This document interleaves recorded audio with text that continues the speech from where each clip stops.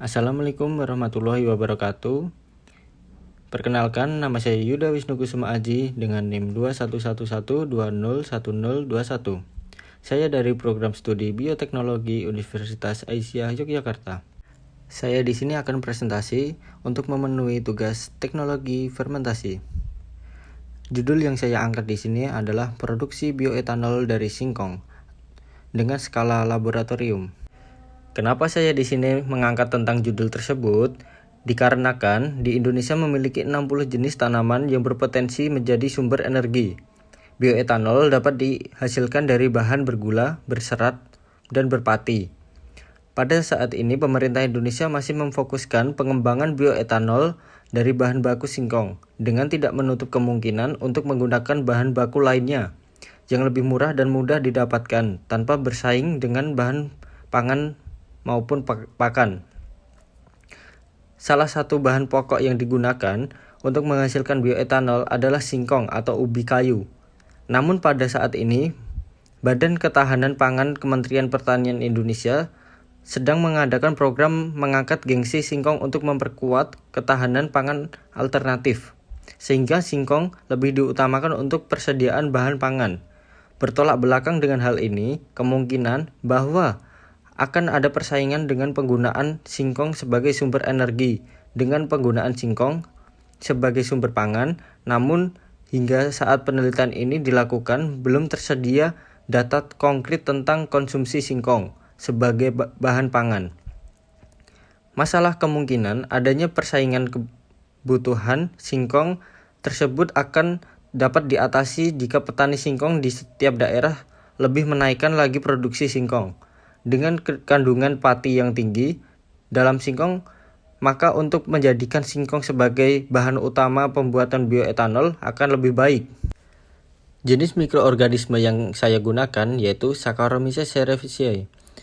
Dengan media yang digunakan yaitu campuran singkong yang telah diparut dengan air. Pada penyiapan bahan baku singkong yang dipersiapkan yang telah dikupas dan dicuci bersih. Kemudian selanjutnya diadakan pemarutan hingga menghasilkan singkong yang telah halus. Masukkan singkong halus ke dalam panci dan tambahkan air sebanyak 20 liter dengan perbandingan 5 kg singkong. Kemudian panaskan hingga suhu 100 derajat Celcius. Kurang dari 30 menit sambil diaduk hingga mengental menjadi bubur pati. Setelah campuran singkong halus dan air telah menjadi bubur pati, dinginkan dahulu sebelum dilanjutkan untuk proses fermentasi. Setelah bubur pati dingin, maka selanjutnya diadakan fermentasi yang bertujuan untuk mengkonversi larutan yang mengandung glukosa menjadi alkohol. Bubur pati yang dihasilkan dipindahkan ke dalam wadah fermentasi. Tambahkan bakteri Saccharomyces cerevisiae sebanyak 10% dari total bubur pati yang terdapat dalam wadah fermentasi sedikit demi sedikit sambil diaduk agar merata.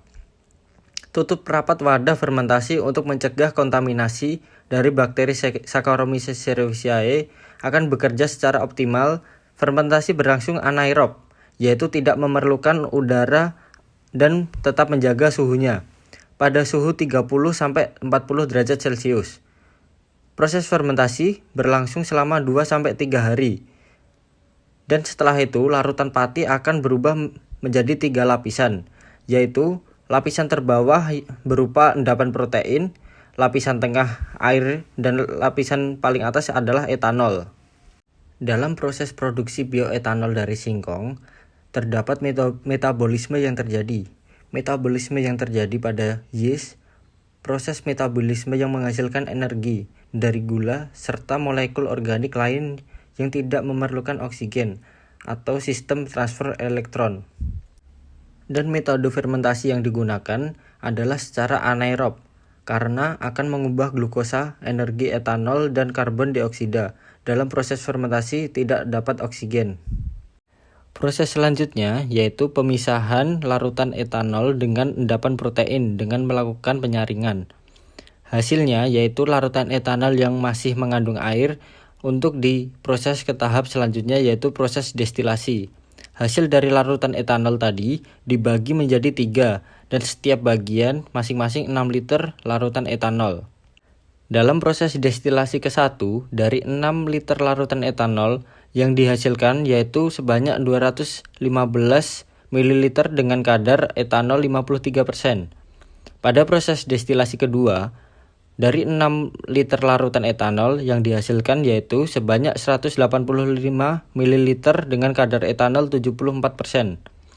Sedangkan pada proses destilasi ketiga, dari 6 liter larutan etanol yang dihasilkan yaitu sebanyak 130 ml dengan kandungan etanol 49%. Pengukuran kadar etanol dilakukan menggunakan alkohol meter. Prinsip kerja dari alkohol meter berdasarkan berat jenis campuran antara alkohol dengan air.